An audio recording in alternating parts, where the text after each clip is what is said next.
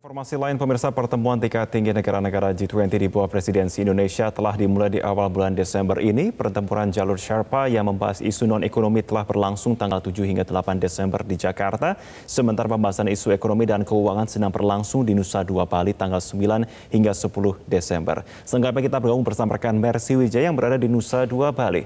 Mercy, selamat siang. Selama 2 hari terakhir pertemuan tingkat tinggi di Bali, apa saja isu yang sudah dibahas dan apa tujuan dari pertemuan ini?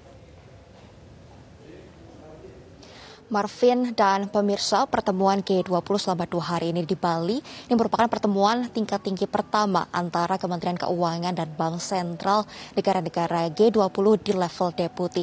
Tujuan dari pertemuan ini adalah untuk menyepakati isu apa yang akan dibahas setidaknya selama 1 tahun mendatang di bawah presidensi Indonesia dan ruang lingkupnya pembahasannya akan seperti apa. Ini menjadi penting karena isu yang disepakati akan terus dibahas sampai menghasilkan kesepakatan dan komitmen yang real dari masing-masing negara supaya dapat mendukung pertumbuhan ekonomi global yang kuat, stabil, berkelanjutan, dan inklusif. Indonesia sendiri sebagai pemegang presidensi G20 mengajukan 6 agenda utama, diantaranya adalah yang pertama terkait pembahasan mengenai pemulihan ekonomi global akibat pandemi COVID-19 yang terjadi tidak merata saat ini. Negara maju sudah pulih terlebih dahulu dan akan mulai mengurangi stimulus ekonominya, sementara negara berkembang belum mengalami pemulihan secepat itu dan belum akan mengurangi stimulus ekonominya. Ini akan dibahas dan menjadi isu penting dalam agenda G20.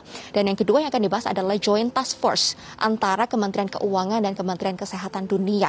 Karena vaksinasi saat ini tidak merata, ada negara yang sudah 70% populasinya divaksin, namun ada juga yang masih 7%. Sehingga isu ini perlu diselesaikan atau dibahas di dalam pertemuan G20. Yang ketiga juga akan ada pembahasan mengenai digitalisasi ekonomi dan pembayaran, inklusi keuangan untuk mendorong UMKM, dan yang tidak kalah menarik, ini juga merupakan pembahasan mengenai sustainable finance untuk pembiayaan transisi energi baru terbarukan yang biayanya cukup tinggi. Menteri Keuangan Sri Mulyani sendiri mengatakan untuk Indonesia biaya transisi energinya bisa mencapai 3.500 triliun. Dan ini juga perlu menjadi pembahasan yang penting di G20 dan yang terakhir akan membahas mengenai perpajakan internasional. Pembahasan selama 2 hari ini di level deputi dilakukan secara hybrid, Marvin dan pemirsa. Setidaknya ada 68 delegasi dari 20 negara yang hadir secara fisik di Bali, di Nusa Dua Bali, dan ada 16 perwakilan dari lembaga internasional seperti International Monetary Fund, World Health Organization atau WHO, ADB, Asian Development Bank, dan organisasi internasional lainnya.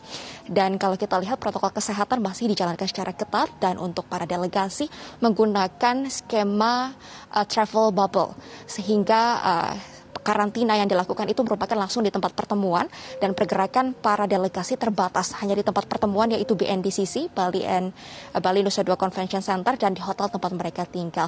Dan kami pun awak media saat ini berada di lokasi yang berbeda dengan para delegasi untuk meminimalisir kontak fisik dengan para delegasi. Demikian Marvin yang dapat kami laporkan dari Bali Nusa Dua. Kembali ke studio. Baik, Mercy Wijaya, terima kasih untuk informasi terkini dari Anda.